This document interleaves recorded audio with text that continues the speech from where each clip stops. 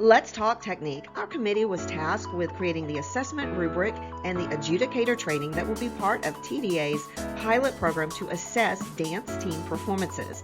We were working with this very broad topic and we decided to condense it down to some key ideas. This has been created by dance educators for dance educators.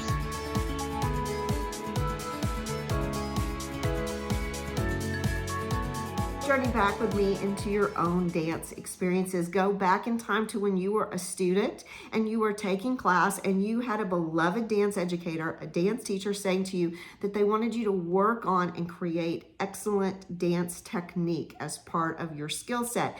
You were probably in a very genre-specific setting, probably a ballet class, a jazz class, a tap class. Later on, you got to take a modern or a contemporary class, a hip-hop class, and your experiences probably even take you forward to becoming a member of a performing group, maybe a Texas high school dance drill team. And in that setting too, you were asked to learn kick technique and palm technique. The thought of technique probably as a dance educator pervades your thoughts. This is one small portion of a much larger training that's going to be happening in July.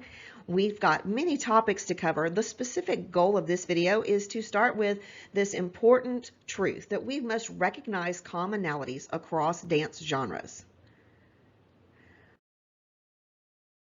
As adjudicators, we will be asked to credibly critique any style presented. Our committee's work will guide you to look at all genres and styles with an eye towards referencing body movement fundamentals that apply to any presentation. Commonalities are key, and dance genres, despite their unique characteristics and stylistic differences, share common technique expectations. We took those expectations and we categorized them, and we want to share this fundamental knowledge with you so that you'll know what our starting point is for the other conversations we'll be having. We start with the idea that posture and body alignment is probably the first thing that you assess, whether it's a performance on a traditional football field or on the contest floor or in a theatrical setting. That whether a movement is sound is often evaluated by the way the core is maintained throughout the duration of the performance. We also talked about body alignment and how that is expressed in the appendages, the arms and the legs, creating beautiful shapes and creating amazing movements safely is key to successful technical execution.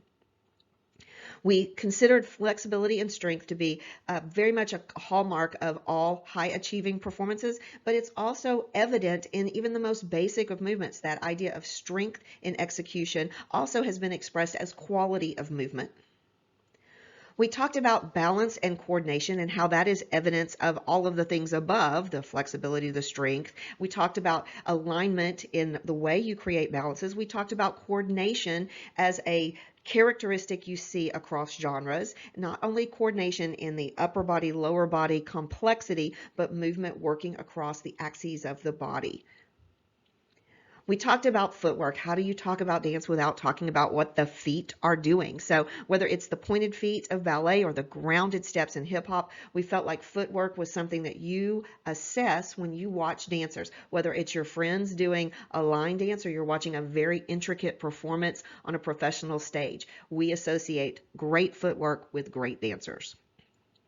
Finally, the last conversation that we had was talking about spatial awareness as something that as educators we work on and train our students to have and develop. Kinesthetic and spatial awareness is very important. We did discuss that this concept will probably be more accurately evaluated as part of the overall performance, so other committees will discuss this in more depth.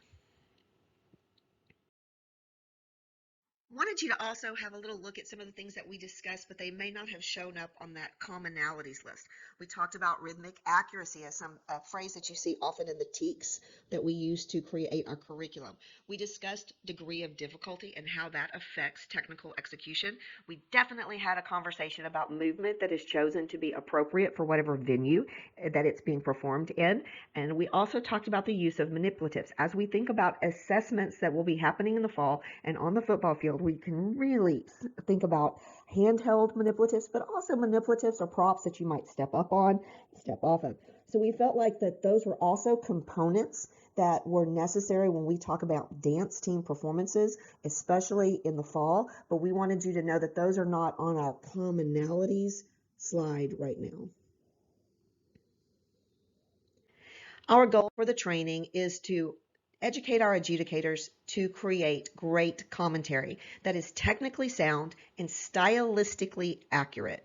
We want commentary that is reflective of an attentive adjudicator. We want comments that are enthusiastic and encouraging. There should be educational. They should be concise and descriptive. And we want the process of adjudicating the whole performance, and specifically for our area, the technical aspects of it, to be detailed, rigorous, and thorough. Whether you decide to join us for the adjudicator training, which happens in July, or you bring your team to perform in the fall or spring evaluation, I hope this information will give you some insights into the way we as dance educators have thought about how we look at dance technique across genres. Your next steps. We encourage you to sign up for the adjudicator training, again happening in July, and we hope you will sign up your team to be part of the 24-25 evaluations. They're going to be held across the state of Texas. There'll be one in the fall and one in the spring. So visit the TDA media sites for links and more information.